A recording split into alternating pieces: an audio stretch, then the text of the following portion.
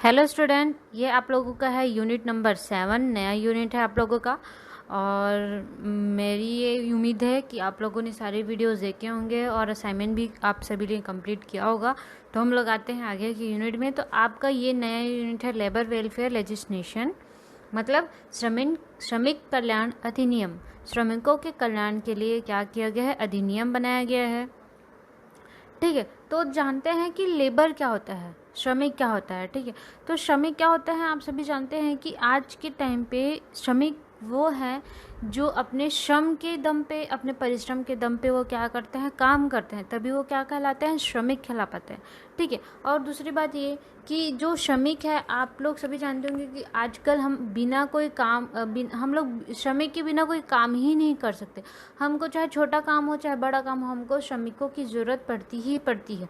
हम आज के टाइम में बिना श्रमिक के हम कोई काम को पूर्ण करने की बारे में सोच भी नहीं सकते। हमको क्या होता है कि हमको अगर कोई भी छोटा सा काम कराना है तो हमको किसकी ज़रूरत पड़ती है, श्रमिकों की ही ज़रूरत पड़ती है। हमको किसी भी चीज़ में हम क्या करेंगे, अगर हमको शादी कराना है, घर बनवाना है और किसी चीज़ के लिए पूजा कराना है, कुछ भी कार्यक्रम, कुछ भी जगह, ठीक है, कैसे भी टाइप का, तो क्या कराना है, हमको श्रमिकों की ज़रूरत पड़ती है। मतलब कामगारों की ज़रूरत पड़ती, काम करने वालों की ज़रूरत पड़ती है। और ऐसे ही श्रमिक होते हैं जो फैक्ट्रियों में, प्लांट में काम करते हैं। क्या होता है, उनके श्रमिक के कल्याण मतलब उनके अच्छे के लिए, उनके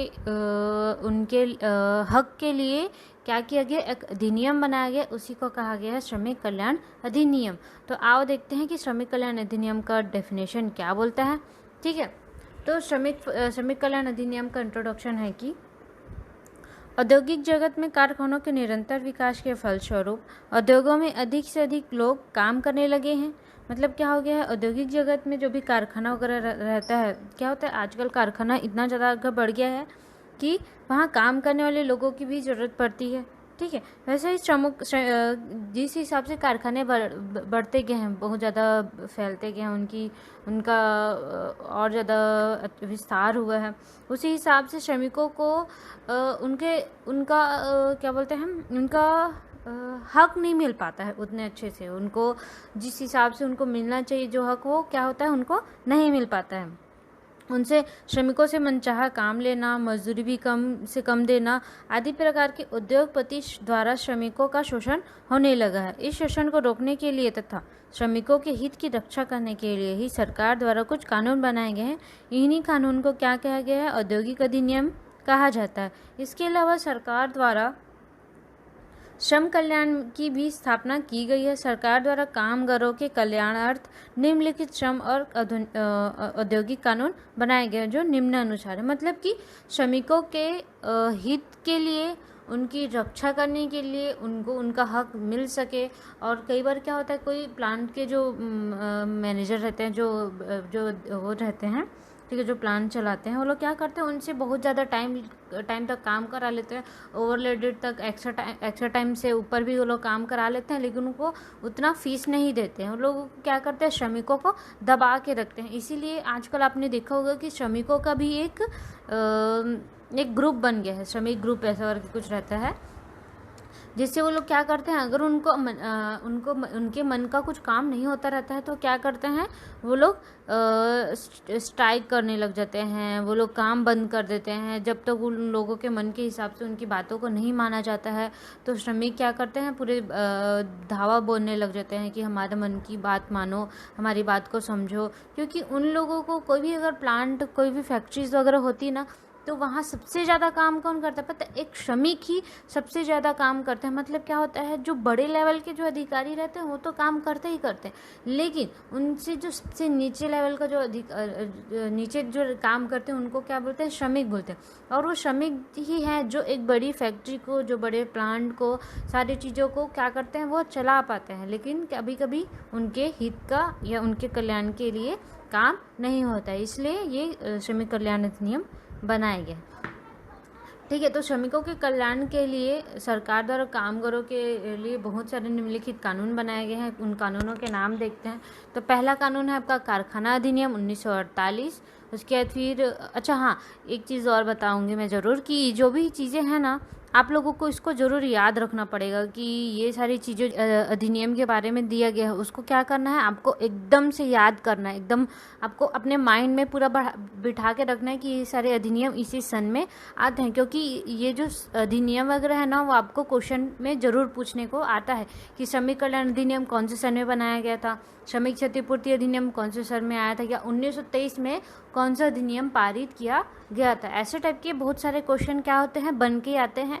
तो ये जो भी अधिनियम है, मतलब 13 ठोक अधिनियम बनाए गए हैं श्रमिकों के लिए, तो 13 में से कोई भी अधिनियम आपको पेपर में आ सकता है। अक्सर करके या तो सन को दे देता है, या फिर ये पूछ देगा कि मजदूरी भुगतान अधिनियम कौन से सन में पारित किया गया था, या फिर आपको ये भी याद रखना पड़ेगा और उसके बाद फिर आपको ये सन भी याद रखना पड़ेगा कि इस सन में ये चीज़ें पारित किया गया था। अचानक से कोई भी चीज़ को पूछ देगा कि 1947 में कौन सा अधिनियम लागू किया गया था, तो ये सारी चीज़ों को आपको एकदम से माइंड में सेट करके रखना पड़ेगा। मैं आप लोगों को इसलिए बार बार बोल रही हूँ कि अगर आप इस सारी चीज़ों को याद करके नहीं रखोगे तो फिर आपको एग्ज़ाम के टाइम में बहुत ज़्यादा प्रॉब्लम्स होने लगेंगी। और ये डेफिनेटली श्योर है, डैम श्योर है कि ये जो अधिनियम वगैरह है इस यूनिट के, खास करके 7 यूनिट का अक्सर करके क्वेश्चन, लगभग 3-4 क्वेश्चन तो ज़रूर आता ही आता है आपको एग्ज़ाम में पूछने के लिए। ठीक है, तो आप लोग इन सारे क्वेश्चंस को, जिसको मैं बोली हूँ, अंडरलाइन करके रखना और इसको ज़रूर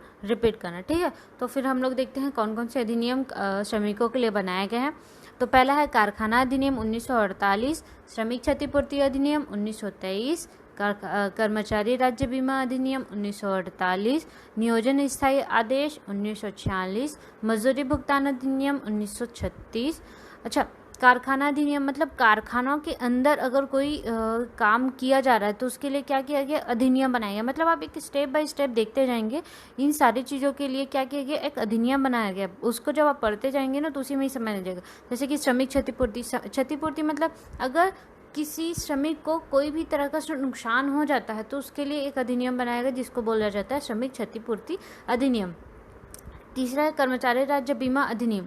जो बीमा होता है ना, ठीक है, अब क्या हो गया है, कर्मचारियों का भी क्या होता है, बीमा होता है कि अगर दुर्घटनावश उनको अगर कुछ हो गया तो उनके परिवार वालों को क्या किया जाता है, उनके जितनी भी उनकी राशि रहती है, ठीक है, वो उनको दे दिया जाता है। श्रमिकों का क्या हो जाता है, कर्मचारियों का राज्य बीमा एक हो जाता है जिससे, ठीक है। उसके बाद फिर नियोजन स्थायी आदेश, क्या होता है कि श्रमिकों को अस्थायी रूप से भी कई बार रख दिया जाता है। तो अभी क्या हो गया, एक अधिनियम ऐसा भी है कि उनके स्थायी रखने के लिए भी एक आदेश पारित किया गया जो 1946 में किया गया था।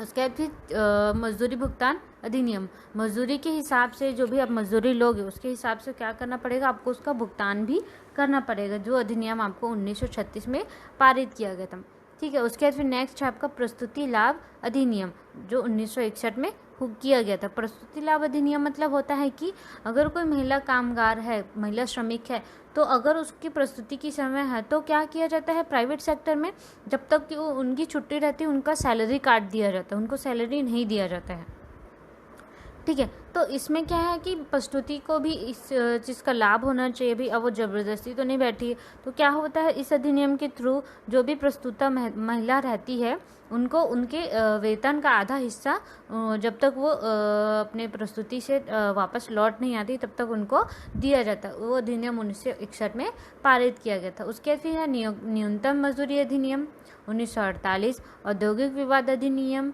1947, ठेका मजदूरी अधिनियम 1970, कर्मचारी परिवार पेंशन योजना 1971, कर्मचारी भविष्य निधि कोष व उपबंध कोष अधिनियम, कर्मचारी के भविष्य के लिए जब अगर कोई कर्मचारी रिटायर हो जाता है किसी कंडीशन में तो उसके लिए भी उपबंध अधिनियम लागू किया गया है। तथा कर्मचारी जमा लिंक्ड बीमा अधिनियम 1976, प्रशिक्षण अधिनियम 1961। ये सारे अधिनियम जो है आपके सिर्फ और सिर्फ श्रमिक भाई और बहनों के लिए पारित किया जाता है ताकि वो उनका कल्याण हो सके, उनको उनका हक मिल सके, ठीक है। तो ये सारा तो हो गया अधिनियम। उसके बाद फिर हम लोग नेक्स्ट वीडियो में देखेंगे नेक्स्ट वीडियो में हम सारे जो अधिनियम उन सारे अधिनियम का डीप देखेंगे, ठीक है। आज के लिए इतना ही। अगर आपको कोई भी डाउट होगा, कोई चीज़ अगर समझ नहीं आया होगा तो आप मुझे ज़रूर पूछें। Thank you.